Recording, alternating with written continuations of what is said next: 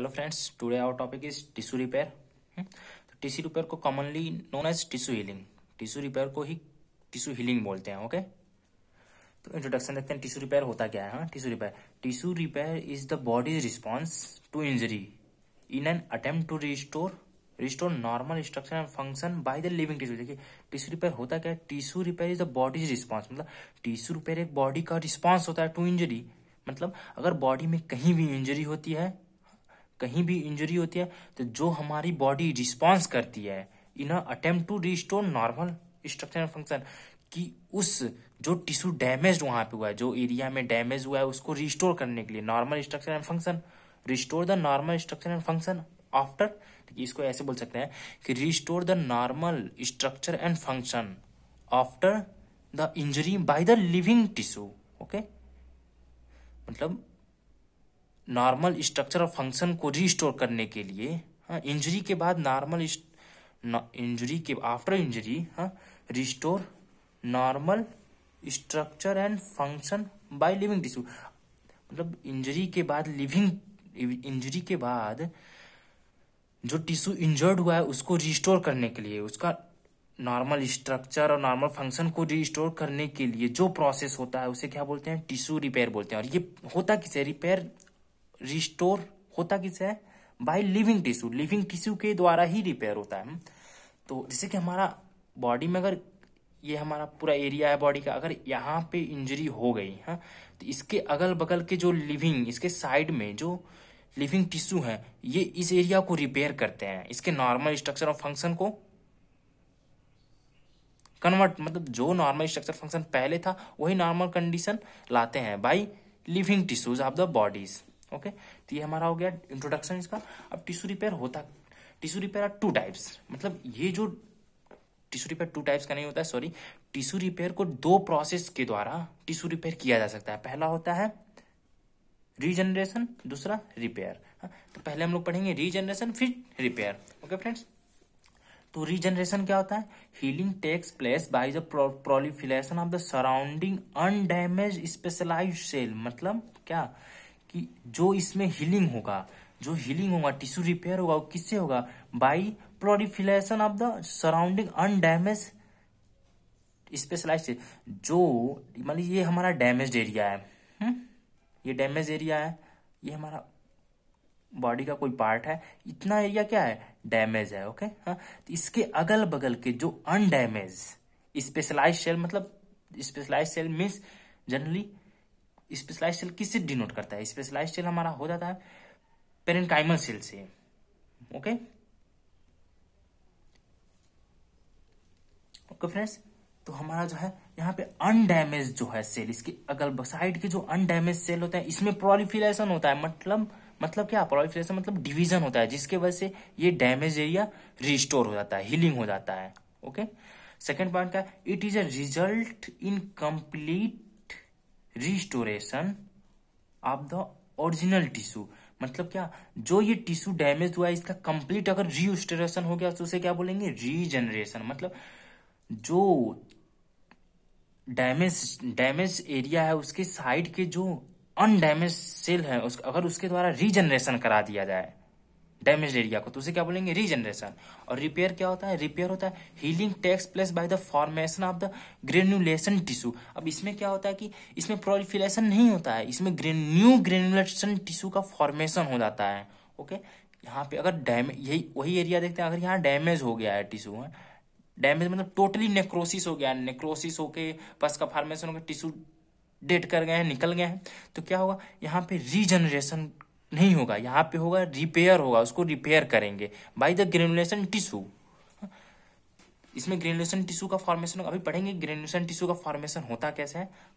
और फिर यह भी जनरल इंट्रोडक्शन है रिपेयर का और रीजनरेशन का। फिर it is a result of the fibrosis and sac tissues, scar tissues. मतलब ग्रेनुलेशन टिश्यू का फॉर्मेशन होता है फाइब्रोसिस और स्केयर टिश्यू द्वारा। अब पहला पॉइंट हम लोग पढ़ लेते हैं रीजनरेशन डिटेल में। तो what is the regeneration? Regeneration होता क्या है हमारा? In order to the regeneration depend upon the dividing ability of the parenchymal cell. Okay, देखिए रीजनरेशन किस पे डिपेंड करता है, डिवाइडिंग एबिलिटी। सारे सेल, सारे बॉडी के सभी सेल्स डिवाइड होते हैं, ओके, सेल डिवीजन होता है सेल में। तो रीजनरेशन किस पे डिपेंड करता है, पेरेन्काइमल सेल की डिवाइडिंग एबिलिटी पे, मतलब पेरेन्काइमल सेल कितना डिवाइड करता है। तो in order to maintain proper structure of tissue, these cells are under the content regulatory control of their cell cycle। अब क्या होता है, जो ये सेल होते हैं हमारे बॉडी के, जो सेल्स होते हैं पेरेन्काइमल सेल होते हैं, वो क्या करते हैं, प्रॉपर स्ट्रक्चर और फंक्शन को, proper structure of the tissue को मेंटेन करने के लिए क्या करते हैं, regularly control their cell cycle, अपने सेल साइकिल को कंट्रोल करते हैं और रिपीट करते हैं एवरी 16 to 24, मतलब 16 से 24 घंटे, 16 to 24 आवर, हर 16 to 24 आवर में रेगुलेट करते हैं क्या, अपने सेल साइकिल को, मतलब डिवाइड करने के प्रोसेस को। तो not all cell of the body divide at the same pace, मतलब बॉडी के जो सारे सेल्स होते हैं वो डिवाइड नहीं होते हैं, ओके। जैसे कि पेरेन्काइमल सेल हमने यहाँ देखा, पेरेन्काइमल सेल, तो पेरेन्काइमल सेल डिवाइड हो गए, और भी ऐसे बॉडी के सेल्स होते हैं जो डिवाइड नहीं होते हैं एट सेम, मतलब उसी जगह पे सेम, मतलब हमेशा रेगुलरली डिवाइड नहीं होते। सम स्लोली डिवाइडिंग, मतलब कुछ सेल्स होते हैं वो स्लोली डिवाइडिंग होते हैं, और कुछ सेल्स होते हैं वो रैपिडली बार बार डिवाइड करते हैं, मतलब डिवाइड होने की प्रोसेस इसमें तेजी से होती है रैपिडली डिवाइडिंग में, और स्लोली डिवाइडिंग में स्लो होती है। और ये किस पे डिपेंड करता है, सेल डिवीजन का स्लो और फास्ट होना किस पे डिपेंड करता है, G1 फेज। सेल साइकिल जब आप पढ़ेंगे तो उसमें G1 फेज, G2 फेज आएगा, तो जो G1 फेज होता है वही उसी पे डिपेंड करता है, सेल स्लो डिवाइड करेगा या फास्ट, ओके। तब देखिए depending upon the capacity of the division cell of the body को 3 टाइप्स में डिवाइड करते हैं। जैसे यहाँ पे हमने पढ़ा ना कि dividing ability of parenchymal cell, हाँ, मतलब पेरेन्काइमल सेल की डिवाइडिंग एबिलिटी पे ही रीजनरेशन होता है। अब देखिए ये डिवाइडिंग जो हमारे बॉडी के सेल होते हैं, अब ये हमें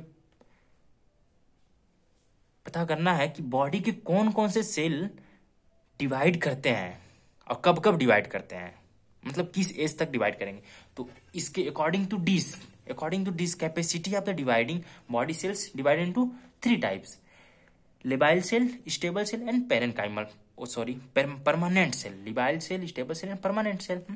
तो ये सब किस प्रोसेस में है, labile cell, stable cell, permanent किस प्रोसेस में आएंगे, रीजनरेशन के प्रोसेस में आएंगे। तो पहला हो गया लिबाइल सेल। लिबाइल सेल में होता क्या है, continue to divide throughout the life under the normal physiological condition, okay. तो देखिए लिबाइल सेल होता क्या है, ये कंटिन्यूअस डिवाइड करता है, कंटिन्यूअस इसकी डिवाइडेबिलिटी चलती रहेगी, कंटिन्यूअस डिवाइड होगा कब तक, life, through out the life, मतलब जब तक बॉडी जीवित है, जिंदा है, तब तक इसमें डिवाइड होता रहेगा इन नॉर्मल फिजियोलॉजिकल कंडीशन में ही ऐसा होगा, ठीक। तो उसके एग्जांपल्स क्या क्या होंगे, लेबाइल सेल कौन कौन से हैं, एपिडर्मिस हो गया, एलिमेंट्री ट्रैक के सेल्स हो गए, रिस्पिरेटरी ट्रैक के सेल हो गए, यूरिनरी ट्रैक के सेल हो गए, वेजाइना, सर्विक्स, हिमेटोपोइटिक सेल्स में क्या क्या आता है, जिससे हमारा लिम्फ सेल, बोन मैरो, जो हिमेटोपोइटिक सेल होता है किसमें, बोन मैरो में, जिसकी वजह से ब्लड सेल्स का फॉर्मेशन होता है। तब देखिए ये जो एपिडर्मिस है, एलिमेंट्री ट्रैक्स के जो सेल्स हैं, रिस्पिरेटरी ट्रैक के सेल्स होते हैं, वो कौन से सेल होते हैं, लेबाइल सेल, जो कि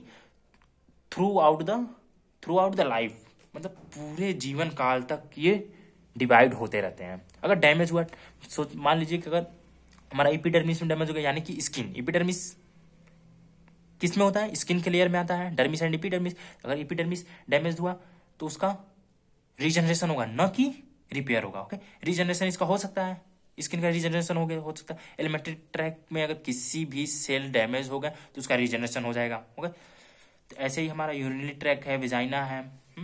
और फिर सेकंड सेल्स क्या होता है हमारा, स्टेबल सेल। स्टेबल सेल क्या होता है, डिक्रीज और loss their the ability to proliferate after adolescence. अब देखिए जो स्टेबल सेल होते हैं वो डिक्रीज करते हैं और इंक्रीज करते हैं अपने, क्या, डिक्रीज और लॉस, मतलब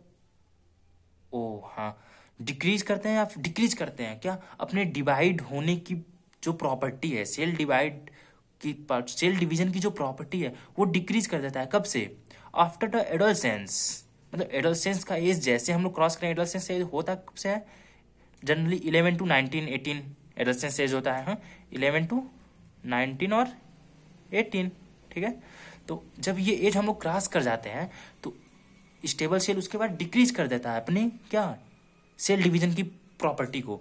बट एक कंडीशन है, अगर इंक्रीज करना है तो कैसे, उसको स्टिमुलस देना पड़ेगा। अगर इंक्रीज कराना है स्टेबल सेल को आफ्टर एडोलेसेंस कि डिवाइड होने की प्रॉपर्टी को अगर इंक्रीज कराना है तो क्या देना पड़ेगा, स्टिमुलस देना पड़ेगा बाहर से। तो इसमें कौन कौन से सेल आते हैं, लीवर के सेल्स हो गए, लीवर हो गए, पेनक्रियाज हो गए, किडनी हो गए, adrenal and thyroid gland, bone and cartilage. देखिए जनरली क्या होता है, लीवर, पेनक्रियाज, किडनीज, लोग बोलते हैं ना कि आप लीवर को थोड़ा सा पार्ट काट के किसी को डोनेट कर सकते हैं, क्यों, लेकिन ये बिफोर एडोलेसेंस करेंगे तो ज्यादा अच्छा रहेगा। क्यों, क्योंकि इसमें स्टेबल सेल होते हैं जो रीजनरेट कर सकते हैं। स्टेबल देखिए labile cell, labile cell, stable cell जिसमें होंगे उसमें रीजनरेशन हो जाएगा।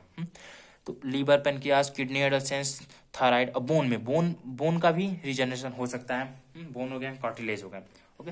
और थर्ड सेल्स क्या है, परमानेंट सेल।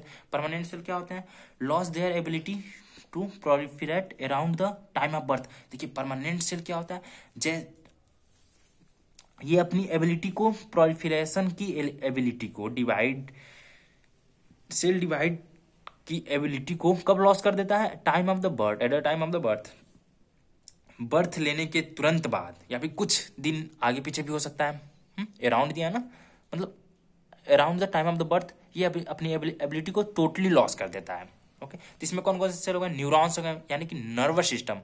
देखिए नर्वस सिस्टम का रिजनरेशन हम नहीं कर सकते, अगर वो एक बार डैमेज हो गया, इंजरीज हो गई नर्वस सिस्टम में, तो फिर उसे हम लोग रीजनरेशन नहीं कर सकते। नर्वस सिस्टम हो गया, कुछ स्केलेटल मसल्स जो होते हैं, स्केलेटल मसल्स, न कि सारे मसल, स्केलेटल मसल और कार्डियक मसल, स्मूथ मसल्स नहीं, स्केलेटल और कार्डियक मसल्स में परमानेंट सेल होते हैं। ओके। तो ये हमारा रीजनरेशन इसी प्रोसेस होगा। रीजनरेशन किससे होगा, एक बार रिवीजन कर लेते हैं, क्विक रिवीजन।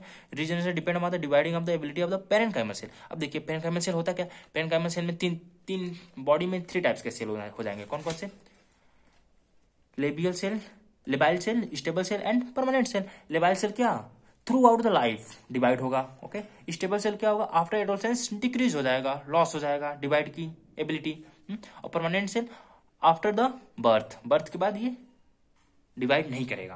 तो ये हमारा हो गया रीजनरेशन।